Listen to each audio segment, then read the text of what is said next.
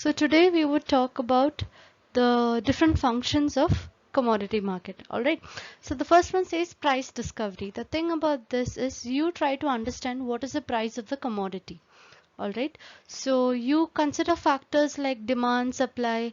In the case of agricultural commodities, you see whether it is the harvest time, what are the weather forecasts, whether there would be enough rainfall like it is forecasted or will it not happen. So those factors, those different market factors which you try to understand, okay, in order to you have to analyze those in order to find out what could be the price of your commodity. Not what is the price, what could be the price, what are the things which would affect the price, what causes the price fluctuations or price volatility, what are the different factors which is caused. Then the next point is price risk management. So the basic reason why you have hedgers in the commodity market is because they get into contracts only to save themselves from the risk.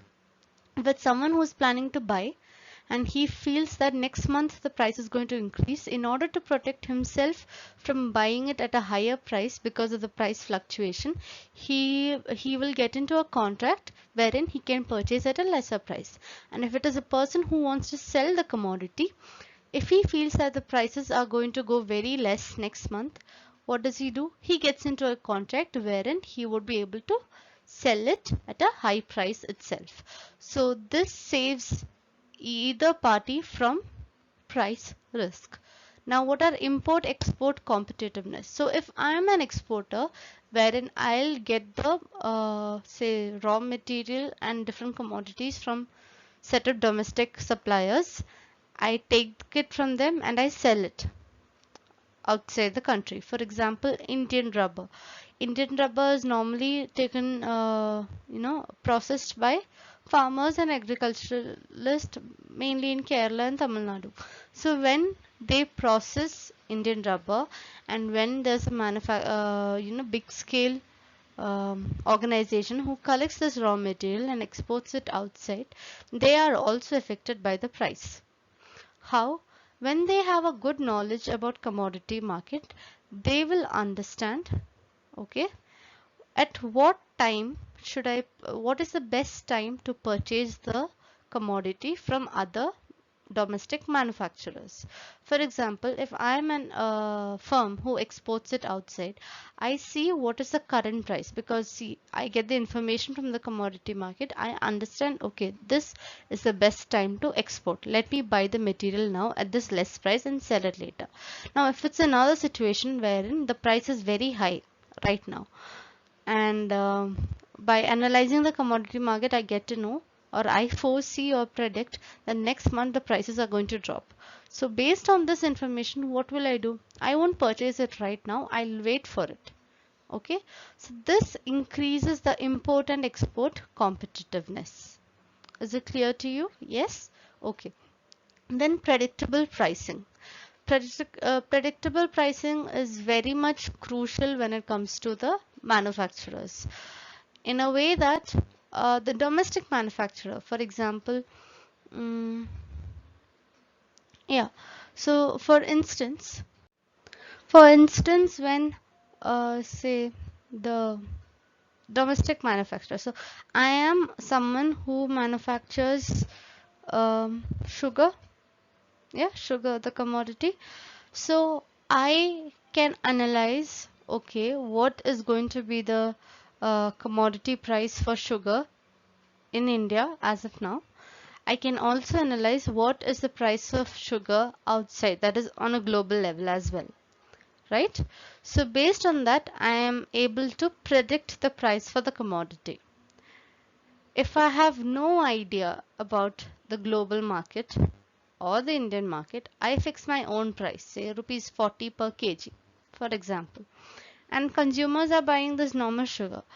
But I am too ignorant about the knowledge, but then the prices globally, they change to say 30. Okay, and when people get to know, what happens, they'll stop purchasing from me because my price is higher compared to the one in the outside external market. Okay, then they would try importing. So you don't think like to buy 1 kg, why do we have to import and all that? No, I'm just giving you an example about a commodity. If I don't have a knowledge about what is the price, or I can't predict my prices well, then my consumers would change the brand and they'll go for imports. Okay, this consumer is not only your household consumers, okay, not just a family or something. No, it could be another industry as well. So when they feel that their main raw material, which for the case of sugar cane, for example, I might get the price, I can buy it for rupees 40 in my country, or else I can choose to buy for rupees 30 from outside. You get the point, right? So if you get to know like what are the commodity changes, price differences externally and internally also, you are able to predict the price.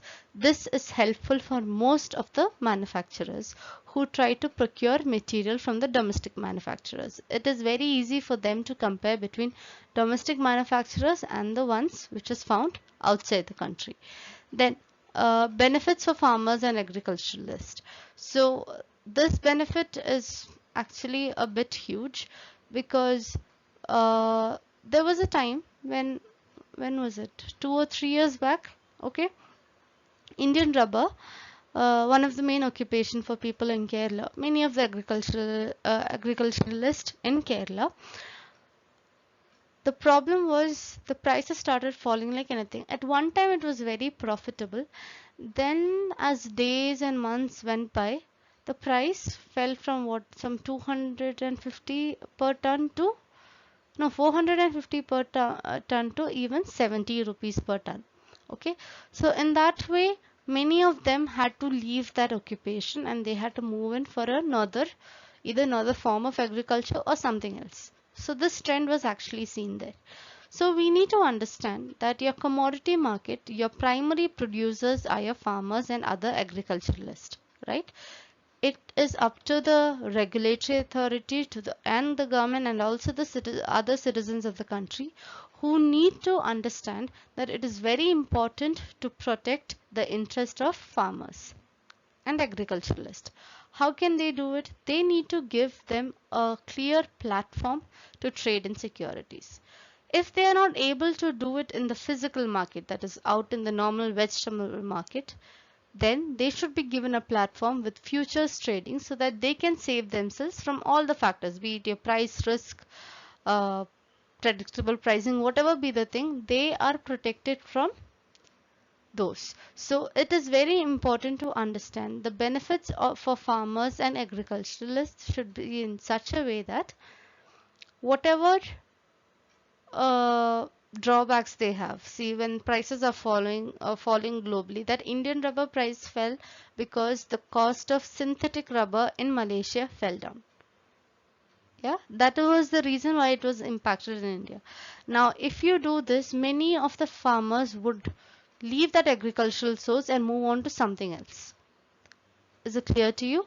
So when this happens, we lose a major part of our population who's engaged in agriculture. People would be no longer interested. If you see this trend in almost every other commodity, not just rubber, but every other commodity, right? So when this happens, it's going to be a problem. Rather, when there is enough market information provided by the commodity market and there's a futures trading platform in comparison to the physical market, it is easier for farmers and agriculturalists to make a profit or a margin of their own. All right.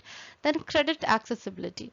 Now the approach of bankers and lenders to this commodity is very commodity dealers and the producers is very stringent, and it's not very much encouraging because see, most of the commodities, the majority being agricultural commodities, are subject to climatic conditions, rainfall and everything.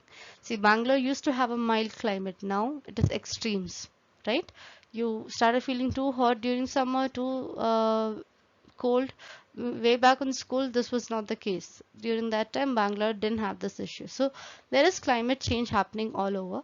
Rainfall issues happening. Rainfall which is supposed to be there during one particular month isn't happening. Okay. the farmers would have a problem with it because they won't get their harvest on time. They won't be able to sell it on time, right? So because of these factors, bankers are very hesitant to give loans to them. Okay, but once they get to know that these farmers or producers are actively trading in the futures commodity market, especially in a commodity exchange, then they are kind of sure about the credibility of these producers, because not everyone can trade there, right? Those who have much credibility within them, credit worthiness with them, only they can trade. So bankers or lenders are reassured that okay, this guy is taking care of his price risk, he's hedging properly, so my money won't go into waste, I would lend the money. Is it clear to you? All right. Improve product quality. Now, commodity market, one thing, one main, let's say a helping factor is your warehousing and storage. Okay. Most of the commodities are not intangible. They're mostly tangible. So they'll have to be stocked in good warehouses. Now, extra care is given to maintain the stock in your warehouse and storage. All right. So this is done so that the products don't lose their standard. There's a agro mark which is given to most of the commodities, which say that these commodities pertain to some specific standard. In the case of your steel, the ISO thing is given to it, right? The ISO steel is given, the imprint is given to them, which says that this product meets the quality, meets the standard set by the regulatory authorities. So the thing about this is, most of the commodities traded in a commodity market comes with good quality. Simply you can't pick up any steel and trade, steel rod and trade it in a commodity market. It should have met the necessary quality standards. So when this is done, the person who is trying to buy from the commodity is assured that the product has good quality. Is it clear to you? Now, commodities as an asset class for diversification of portfolio risk. So we always talk about diversification, where in the words of Warren Buffett, who says you should not place all eggs in one basket. You should split your risk. Okay. If you invest in say one or two companies, if both the companies run on loss, your money is gone. Rather, what you can do, you can take your investment, divide it in different things. You can put some in gold, some in mutual fund, some in equity, some in a bond. It all depends in different bonds and all that. And also you can invest some in commodity. Okay, because they say when you compare with the different sources such as equities and bonds and debentures, commodities offer better returns. Yes, risk is involved, but if the risk works out smoothly for you, you end up making a lot of returns. Then they are transparent. The information on commodity market is very much transparent. You get the information through newspapers and everything, which tells you, which gives you a very clear idea about how is the Indian commodity market. Even for that one particular commodity, you are able to get information regarding price volatility. I gave an assignment, right? Pick out any one commodity and ascertain the price volatility, which you have to submit on the reopening day, by the way. Okay, so when this is done, you get to know what is the stages, what is the price status in the country, what is it in the global way. So this helps consumers. I'll tell you in what way does it help in the next slide. Then it is useful to the producer and consumer. Producer and consumer, we mean by the people who trade in the commodity market. They get to do the actual, they get to analyze the financial position. They get to see what are the price changes. Based on this, they can go ahead with trading in commodity futures or commodity contracts. So these are the different functions which commodity market along with the commodity exchange would facilitate in. I hope the points are clear. Those are simple points. You don't have to go much in depth, but it's kind of clear to you. Yeah, I hope it is clear to you. All right. What are the benefits to an investor? Okay, as an investor, high leverage. So when you enter into a commodity market, you are supposed to pay some sort of security deposit sort of thing, right? We call it as margin.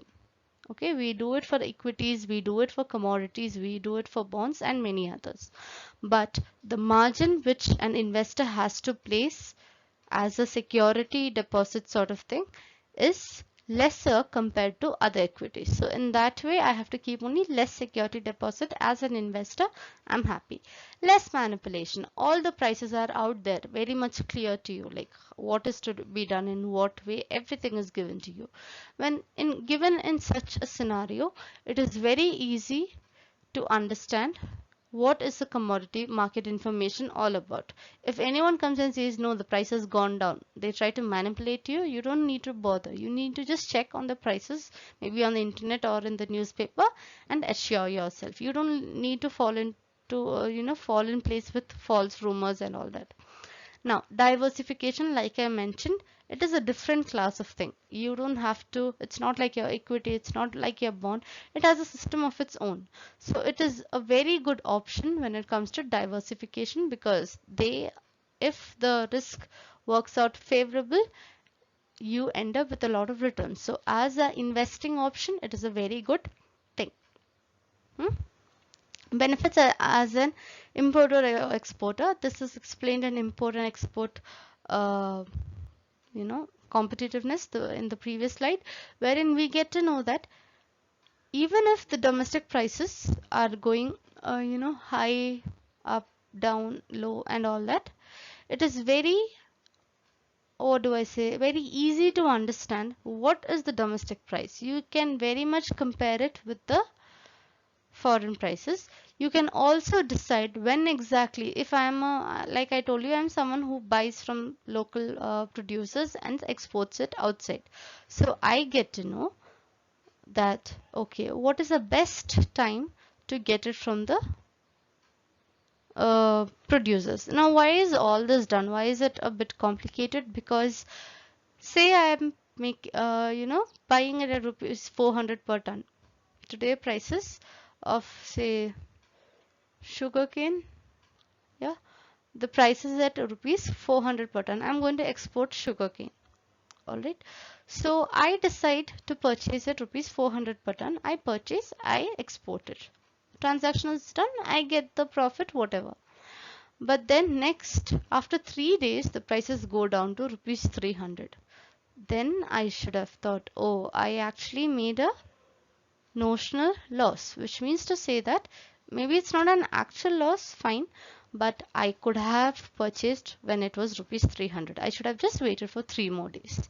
So this guilt feeling actually has a problem with almost all the exporters. Okay, and even when it comes to an importer, the same thing applies. So this commodity market would help you in hedging against price fluctuations. Benefit as producer of a community. So if I'm a farmer or any sort of agriculturalist, suppose in the case of Indian rubber, when the prices were actually going very less, if I had entered, like when the prices were going from 250 to no 450 to 70 rupees, if I had entered in a futures market, I would be still able to maybe sell it at 450 itself. Now that I have not entered into a futures contract, price has gone down to 70. It is very difficult for me to get the profit. I will face a complete loss. So it is always better for agriculturists and producers to get into commodity trading so that they can lock in the price. That price doesn't move. You are entering into a contract. That price cannot be altered no matter what is the market price, right? So it's always safe to invest in a futures market. Assured demand. Sometimes there are, see, if even if you go to a vegetable market, you interact with a few sellers, they tell you that by evening there are things which no one buys. It's still with us, it gets rotten and we have to throw it and buy it again, right? So there are some times when you don't have much demand for your product. But in the futures market, it's not like that. When you have a contract which says that you would have to fulfill this contract within a period of time on a specific date, no matter what, even if your commodity does not have a demand in the domestic market, that contract gets executed and you get the money for your commodity. Is it clear to you? Yes? Okay. Now, benefit as a large scale consumer. Large scale consumer are those consumers who get the raw material from the producer. They do the manufacturing process and they sell something else as finished product, like a sugar industry. They get all the bagasse and sugarcane from the farmers. They process it and they end up with sugar. So, if the prices of sugarcane is very high and I don't trade and go for any commodity futures trading, okay, I'll have to buy that raw material at whatever price is there in the domestic market itself, right? Even if the price go up to 450, if I don't buy sugarcane, I cannot make sugar. So no matter what is the price, I'll have to buy. This can add on to my cost. Okay, so that's going to be a problem. But if I had entered into a futures contract, I get into a contract with one of the producers saying that you would sell me these things. Let's get into a contract wherein you will sell me so much of sugarcane, no matter what is the price on that specific date. Then I can save myself from the cost. Is it clear to you? Okay. And then ensures continuous supply. So if I don't get the raw material, I cannot do production. So if the raw material is like very highly priced, for example onions, so suppose I'm a factory which makes onion rings, the snack, yeah, and onions are one of my main raw material. The prices have gone up to like 220 rupees per kg and all that. It's very hard to get it. Yes, so when that's the case, when the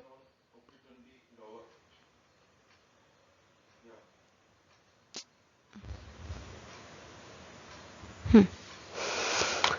When that's the case, it is very difficult to get the commodity. Okay, it is very difficult to get that commodity at that particular price. If I don't get the raw material, if it exceeds my cost estimate, it goes beyond, I would not be able to afford it. If I don't afford it, production will not happen. So it is very crucial for many manufacturers to get into futures contracts so that they get things at an affordable cost at a fixed period so that production can happen smoothly.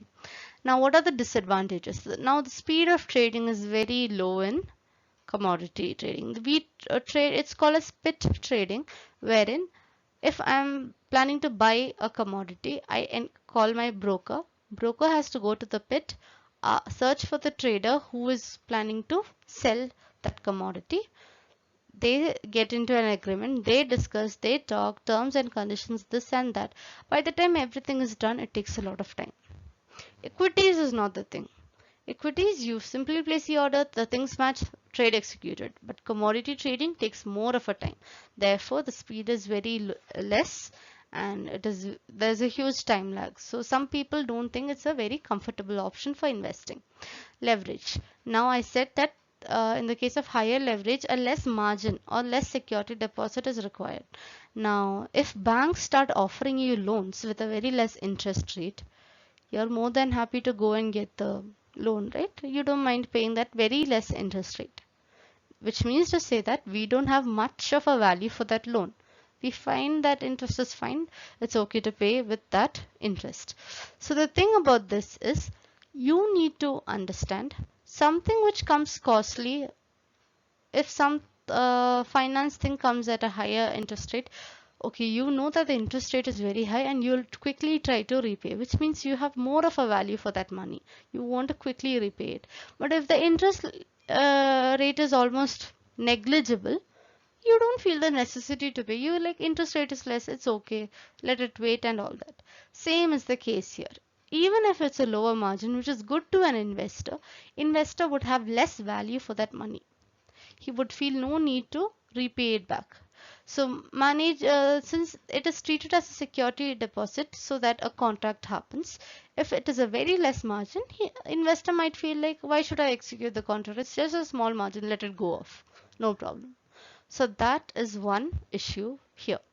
Risk of physical delivery. Now, there are certain contracts which happen like they just simply trade. No one receives the commodities, just being traded. Example for speculation purpose, where they just want to get the profit. They don't even want the commodity. But there are also trades wherein, since a lot of commodities being traded with, it would result in physical delivery. Someone would get that commodity to your doorstep. Okay, so if you're trading for say 40 tons of tomatoes and you actually got the transaction, next day morning if you find a huge truck with 40 tons of tomato, what will you do? Right? There's a limit to making tomato chutney. So in that way, so it is very difficult to understand that, difficult to assimilate that it is risk of physical delivery is always there with commodities. These commodities are perishable, so the seller would feel like just selling it off and just taking off that commodity from his warehouse. He just wants to reduce the quantity, just sell it off, and you have to receive a huge bulk quantity. So in that way, this is a disadvantage and risky business. Many people have traded in commodity, many have lost. Comparing it with equities, equities again, people have got returns in one kind or the other, but there are people who have traded in commodities and lost a lot of money. Yeah.